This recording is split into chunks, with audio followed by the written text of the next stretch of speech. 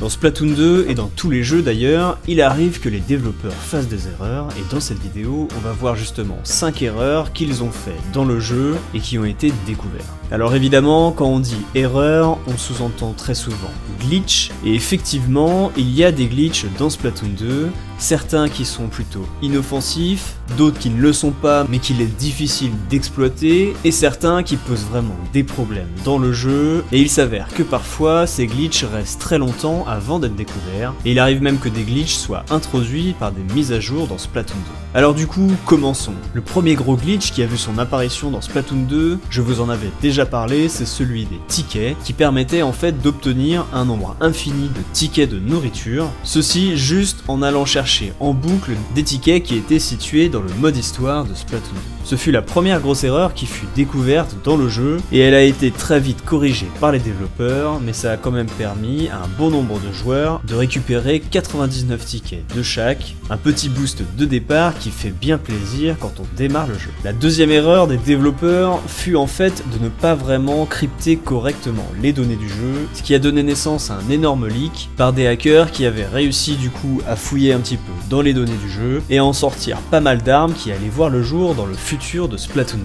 Effectivement, s'ils ne cryptent pas leurs données, alors n'importe qui arrive à rentrer un petit peu trop dans le jeu peut arriver à les extraire, et c'est effectivement ce qui s'est passé. Mais depuis, Nintendo a mis à jour un petit peu les sécurités sur la Switch et sur Splatoon 2, et il n'est maintenant plus aussi facile d'avoir accès aux données cachées du jeu, mais vous pouvez faire confiance aux hackers pour essayer de continuer à craquer tout ça. La troisième grosse erreur qui a été faite, c'est durant une mise à jour qui a eu lieu il y a pas très longtemps. Dans cette mise à jour, 3 bugs ont été introduits, bugs qui n'existaient pas avant la mise à jour justement. À cette occasion, j'avais fait une vidéo un peu humoristique sur ces 3 bugs que je vous laisserai regarder, mais rappelons un petit peu de quoi il s'agit. Et bien à cette époque, ils avaient prévu de faire une mise à jour sur certaines armes, et notamment d'améliorer un petit peu les doubles encreurs. Malheureusement pour eux, ils ont fait une erreur et ils ont beaucoup trop amélioré les doubles encreurs en augmentant la hitbox des tirs de cette arme de 50% alors qu'ils comptaient le faire de 25% uniquement. De la même manière, c'est le Bim Bam Boom qui a été modifié alors que ce n'était pas prévu. Le Bim Bam Boom, qui était en fait le seul sniper à ne pas pouvoir transpercer les ennemis,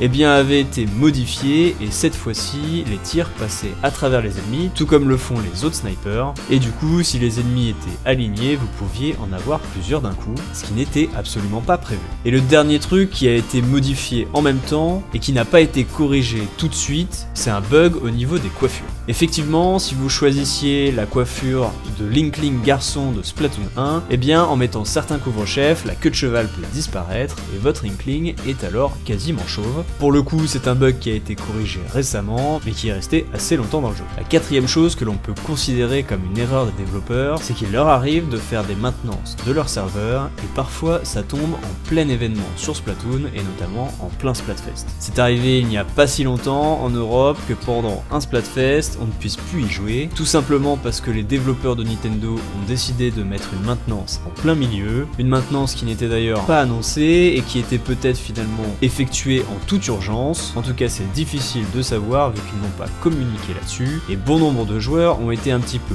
perplexes face à l'annonce de cette maintenance qui leur empêchait de jouer à Splatoon pour le Splatfest ou même en plein tournoi, ce qui peut effectivement poser quelques soucis et ça peut en décevoir plus d'un. Et la dernière erreur qui est finalement apparue très récemment, c'est sur la map Centra Roana. Il s'avère que la dernière mise à jour de Splatoon 2 a introduit un énorme bug qui fait que lorsque vous faites des roulades à des endroits précis de la map avec les doubles armes, eh bien le glitch considère que vous tombez dans le vide et vous mourrez alors instantanément. Un gros bug qui peut alors être très pénalisant pour les utilisateurs de doubles armes, notamment parce que les doubles voltigeurs noirs ont fait leur apparition quasiment en même temps que ce bug, et qu'on pouvait prévoir une petite augmentation du nombre de joueurs qui utilisaient ce genre d'armes, des joueurs qui risquaient donc de mourir bêtement sous les effets d'un simple bug. Et pour éviter ça, Nintendo a alors retiré la map Centra Roana des rotations de Splatoon 2 pendant environ 15 jours, le temps de modifier tout ça. Évidemment, on peut se demander pourquoi attendre 15 jours pour corriger ce bug. Est-ce que c'est vraiment si compliqué à modifier? A priori, c'est uniquement la mise à jour qui a introduit cette erreur, mais en attendant, il faut prendre notre mal en patience et espérer retrouver cette map le 16 mars dans Splatoon 2.